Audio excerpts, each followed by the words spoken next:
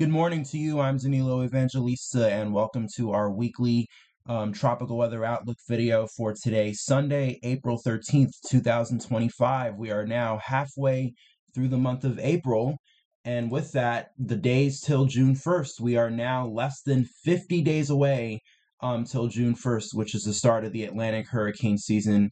And we're getting much closer to 30 days if I were to bring up the countdown till the Eastern Pacific hurricane season, which begins about 2.5 weeks late, 2.5 weeks earlier.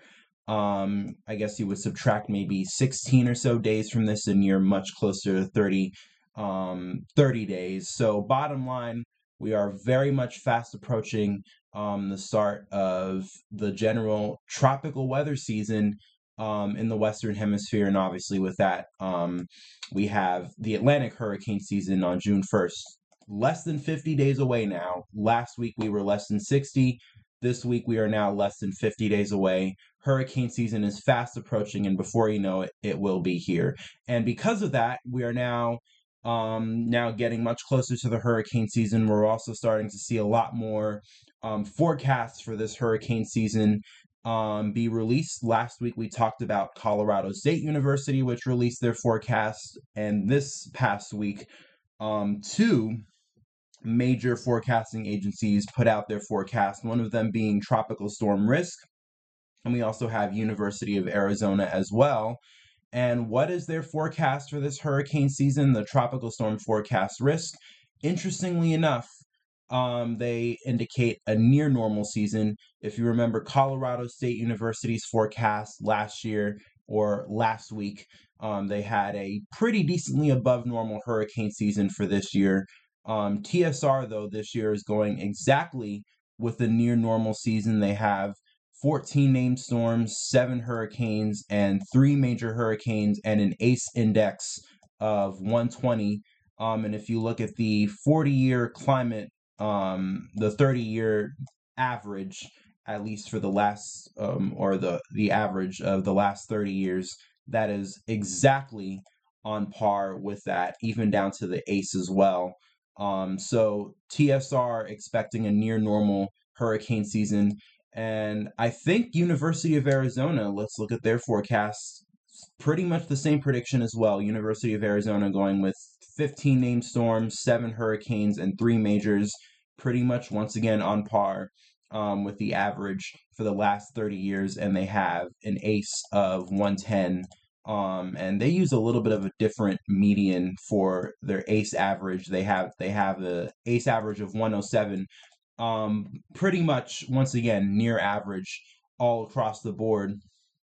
And I looked at both of their forecasts because they both have, like Colorado State University, at least TSR kind of has a rundown of why they generally expect a near normal season. And I thought it would be ENSO related, but at least according to both of the forecasts, if you look at the ENSO column, they both note, at least this is tropical storm risk, they say neutral ENSO conditions are currently present and anticipated to continue through summer and autumn of 2025, and they don't anticipate ENSO having a significant effect on the 2025 hurricane season. So pretty much ENSO neutral expected, at least by tropical storm risk, as well as University of Arizona. Forgot where they mentioned it, but they also mentioned ENSO not really being much of a factor. I guess the biggest reason as to why they show a near normal hurricane season instead of an above normal season like Colorado State University, kind of a good segue into, very smooth segue into our NOAA Coral Reef Watch sea surface temperature anomalies. And at least this is the latest updated map as of 2 days ago. I guess the map for, usually this map is a day behind. I guess this doesn't update till later on, but shouldn't be that much of a difference in 2 days. The biggest reason I could think of as to why, I guess, unlike Colorado State University, they show a more near normal hurricane season is out here in the Atlantic. Especially if we were to compare this to last year, the Atlantic has definitely significantly cooled down, at least in the eastern tropical Atlantic, although you're starting to see some warmth appear at least off of the northwestern coast of Africa. And that's typical this time of year. And a lot of people have mentioned, especially over the last several weeks, the Atlantic is definitely a lot cooler this year than it was last year, or really the last several years. And you also see a lot more warmth a little bit further northward, especially into the subtropics and in the Gulf of Mexico as well. Although the Gulf of Mexico has really been entirely really warm for really the last several years. And the Gulf of Mexico is warm anyways for hurricane season, so really no concern there. And this is actually a positive, I would suppose, especially for development early on in the season and potentially development closer to land, which would obviously be a pretty significant thing for us, especially here in the United States and in the Western Atlantic, because that's where most of us tracking the tropics in the Atlantic live.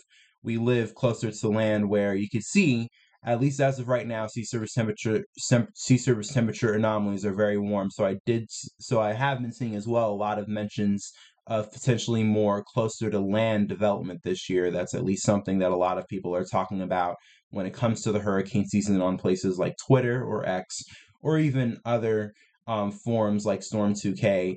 And we don't have as much of a warm Eastern Atlantic as we did last year. So maybe because of that, we won't see as much of rising motion and favorable conditions across the tropical Atlantic, or at least the Eastern Atlantic, which might keep a lid on things this year, or at least that's what everybody is hinting at, instead of maybe potentially an El Nino developing, which has been the talk at least since the beginning of the year, that maybe or maybe not that might happen. But at least if you were to take a look at the latest sea surface temperature anomalies, and given the fact that this is now April, we're now getting into mid-April, and I mean, in terms of ENSO, at least in the Pacific, we kind of have this warmer patch, which has kind of been something that we've had in the Eastern Pacific for at least the last several weeks. But at least, especially once we get towards the Central Pacific, usually by now, I would say in most years, if there's an El Nino developing by now, especially as we head towards the spring, you would start to see signs of it.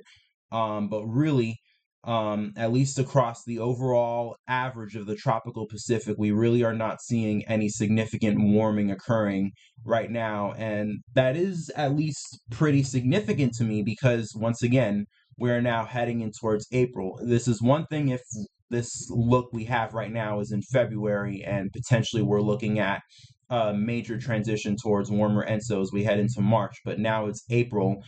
And at least if I want to show you this on a more specific scale, the Nino 3.4 sea surface temperature anomaly. So pretty much, by the way, it's pretty much this graph, but an average of the Nino 3.4 region, which is more towards the Central Pacific, and that's where we really look at when it comes to monitoring El Nino and La Nina. And you notice right now the latest value for the Nino 3.4 is at negative 0.1 degrees Celsius. So we're below the neutral line, not necessarily in La Nina like we were earlier on in the year, but we're still in kind of coolish ENSO neutral. And especially over the last several weeks, we've kind of been sort of downtrending back into cool neutral. We had a warming period last month, but since then we've not really gone back up, and we're really not, if the best way to explain it, we're really not rushing towards an El Nino. And it's really important that we are not rushing towards an El Nino right now, especially because we're in April.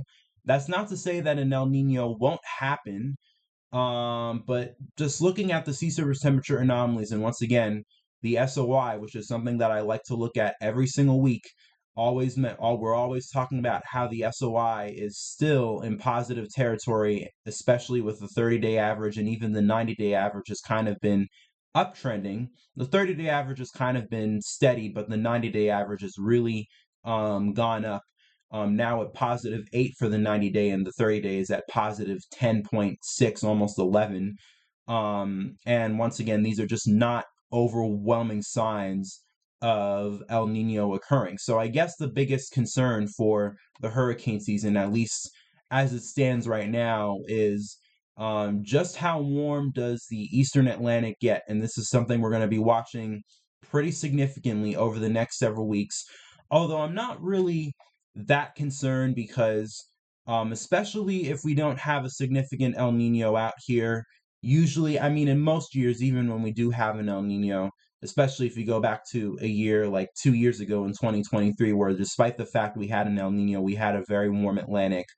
Usually in most years, by the time we get to next month, the Atlantic, especially the Eastern Atlantic, really begins to warm up pretty significant. And if not by next month, especially by the time we get to around midsummer, once the African monsoon kicks in, the Eastern Atlantic in general begins to warm up pretty significantly. So, as long as we don't have a significant El Nino, which once again, looking at the Nino 3.4 over the last several weeks, we're really not rushing towards an El Nino, and especially with the SOI remaining positive, um, it really just does not give the overwhelming sign that once again there really is a significant chance for an El Nino this year.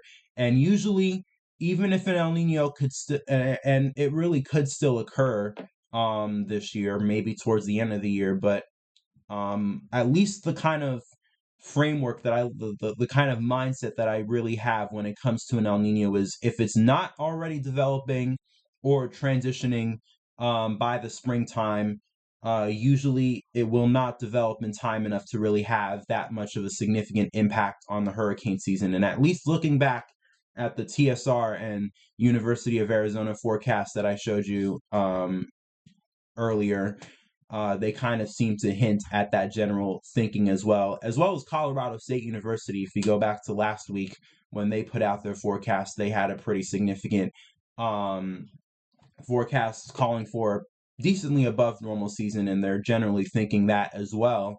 And to just kind of top it all off, this is the latest NOAA probability forecast released by the NOAA Climate Prediction Center. They release these forecasts every single month, kind of giving probabilities for each ENSO phase. And once again, as we head towards the end of the year, this now goes out to November, December, January. So this pretty much goes out to the fall. Notice El Nino chances do increase, but notice once again, generally the highest probability towards the end of the year remains ENSO neutral. And very interestingly enough, La Nina chances do increase as we head towards the end of the year. They don't become the overwhelming majority chance. It's not like, the bar is all the La Nina chance bar goes up to like 60 or 70%, and it's not like we're overwhelmingly looking like we could be in a La Nina. But it's very interesting how La Nina chances do increase as we go towards the end of the year. And I mean, the El Nino chances do increase, but not nearly as much. But I think the biggest, most significant thing that at least I'm taking away is the neutral bar remains the highest probability all the way out till the end of the year. And especially in the most important month, the most important period, at least when it comes to ENSO, August, September, October, neutral is the highest chance. And it'll be very interesting to see how this hurricane season plays out, especially with an ENSO neutral. Certainly makes things a lot more uncertain in terms of how active this hurricane season would be. But now that we're into April, and it seems like a lot of people are beginning to agree, we're not really going to have a significant El Nino this year, which is already a plus for this hurricane season. Now the uncertainty will really be how warm will the Atlantic be, and more things, related specifically to the Atlantic that'll then determine, what we're looking at potentially for this hurricane season. But no El Nino, and we're now in April, does not look like we'll have a significant El Nino for this hurricane season. Already one factor we're looking at that might potentially have a positive-ish impact on this hurricane season. But we'll definitely watch this over the next several weeks to see how this shapes out, especially now that we're into April, even getting into mid-April. And we're less than 50 days away from the hurricane season. Hurricane season is fast approaching, and we'll continue to watch how ENSO plays out, as well as other factors as we get closer and closer towards hurricane season. Before we end off this video though, because there's not much else to really talk about when it comes to tropics, but as we typically do every single week, kind of going to veer off a little bit into weather in the United States right now. Not much really happening. With severe weather, we had a lot of severe weather over the last week, especially over the central eastern parts of the United States, and there still are. We had, severe weather, we had tornadoes, we also had lots of flooding rain over portions of the Mid-South and the central eastern United States, especially across the Mississippi Valley. And there's not really much going on right now, although there are still flood warnings and flood advisories in effect. I'd assume this is probably from any potential river flooding that might be occurring or might occur because of how much rain there might be. But other than that, not much in terms of significant severe weather expected. But there are red flag warnings in effect for portions of the Southwest, especially across southern Texas, and even portions of the Southwest and even up to the high plains too. I guess there might be a elevated risk for fire weather for those areas today. But besides that, not much when it comes to severe weather, at least for today, although it might get a little bit more active as we head towards tomorrow. But at least for today, not much with severe weather, no major risk, not even a marginal risk in effect for severe weather today. That does change tomorrow, though. Across the Appalachians, there's a slight risk for severe weather. A slight risk as well for tornadoes, wind, and hail. Those all look like they could be a potential risk for tomorrow, although at least comparatively to what we had over the last several weeks, a slight risk is not that significant, although it is still something. So if you're in the Appalachians, especially over portions of Kentucky, West Virginia, southeastern Ohio, and southwestern Pennsylvania tomorrow, keep in mind we might have some severe weather for you. And then day 3, it looks quiet. And heading into early to mid next week, not much in day 4, but it does look like severe weather might once again uptrend for day 5 and day 6. And that is this is Thursday and Friday, so this is late next week. We might have some more severe weather once again across portions of the high plains heading into the central midsection of the United States. Once again, that really seems to be a hot spot for this year, at least with severe weather so far. And really quickly, just to see how it plays out on the GFS, you could see we kind of have a weather system that moves across southeastern Canada, kind of drops down a little front out. You could see that drops down into the Appalachians, brings some severe weather for there as we head into tomorrow, and then we have some rain potentially for the Northeast, and then maybe a little bit of snow for portions of the Great Lakes, northeastern Midwest section, and then that kind of moves out, and then we head into Thursday and Friday. This is where we're looking at potentially for severe weather, and you could see we kind of have a pretty decent system that develops over the high plains as we head into the end of the week. Bring some rain and once again potentially severe weather for portions of the northern Midwest as we head from the northern Midwest down into the south. And then we have some pretty inclement weather across generally the eastern and central United States as we head into the weekend. So maybe some potentially severe weather to talk about as we head towards the end of the week and maybe to the week and into the weekend for this upcoming week.